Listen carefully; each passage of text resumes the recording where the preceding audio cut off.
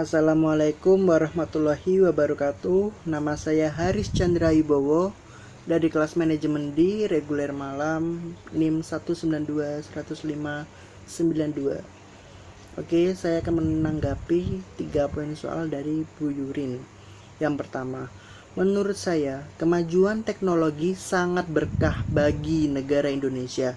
Karena dari sini Indonesia bisa bangkit dan mengarah ke kehidupan modern masa depan seperti negara lain. Namun, menurut saya semua itu harus diimbangi dengan sumber daya manusia yang mampu mengoperasikan fasilitas teknologi serta fasilitas teknologi yang harus memadai. Selain itu, pendidikan atau sosialisasi terhadap masyarakat sangatlah penting karena negara Indonesia adalah negara kepulauan dengan 34 provinsi, serta jika tidak adanya dukungan dari pemerintah dan keinginan pribadi masyarakatnya, menurut saya semua ini tidak akan mudah untuk dilakukan ke depannya. Oke, saya menanggapi pertanyaan yang kedua. Bank sentral, mengenai bank sentral. Menurut saya akan mengikuti zaman saat ini atau ke depan dengan merubah seperti sistem globalisasi ke sistem digitalisasi. Seperti semua nasabah yang ingin bertransaksi atau menanam modal atau menabung bisa dilakukan secara daring atau online. Saya ulangi, seperti semua nasabah yang ingin bertransaksi atau menanam modal atau menabung bisa secara online seperti saat ini dengan adanya m-banking. Karena saya juga merupakan nasabah, saya juga sangat terbantu dengan adanya m-banking. Karena menurut saya m-banking itu memudahkan nasabah mengecek semua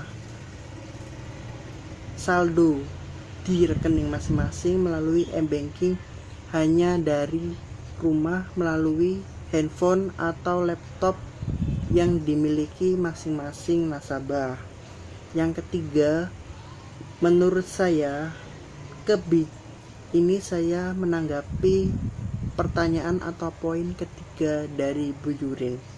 Menurut saya kebijakan yang dilakukan di Indonesia kurang sesuai dengan harapan masyarakat saat ini, mulai dari physical distancing, jaga jarak, bekerja dari rumah, belajar dari rumah, dan beribadah dari rumah. Pembatasan keluar masuk wilayah, harga barang pokok yang kurang memadai dan tidak stabil, dan masih banyak lagi.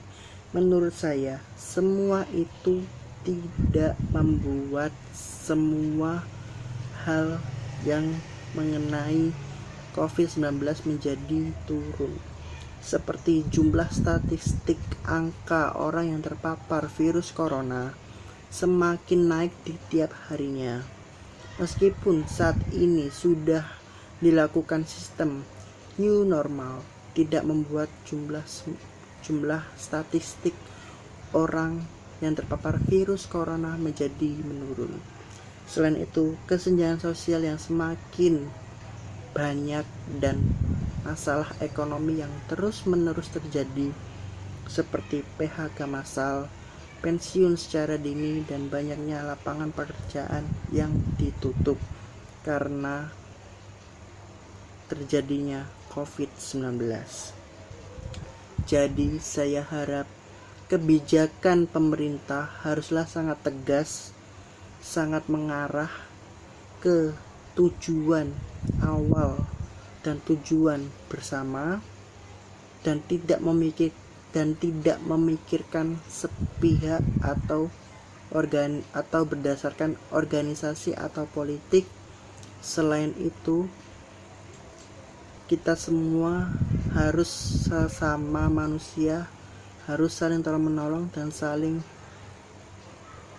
mengingatkan untuk terus bangkit dan berusaha Meski di masa pandemi seperti ini, kita semua bisa melakukan semua itu dengan hal yang positif, seperti bekerja dari rumah, belajar dari rumah, dan beribadah dari rumah.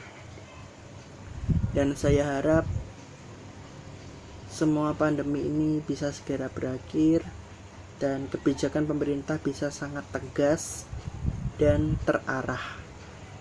Karena masih saat ini sampai detik ini banyak sekali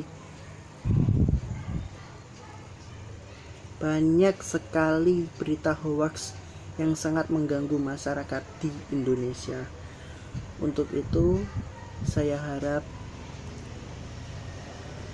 sekali lagi saya harap kebijakan dari pemerintah harus sangat tegas dan terarah untuk kedepannya. Sekian dari saya mengucapkan terima kasih dan saya mohon maaf apabila terdapat tutur kata atau salah ucapan. Saya mohon maaf dan saya rasa sekian dari sini cukup. Terima kasih. Wassalamualaikum warahmatullahi wabarakatuh.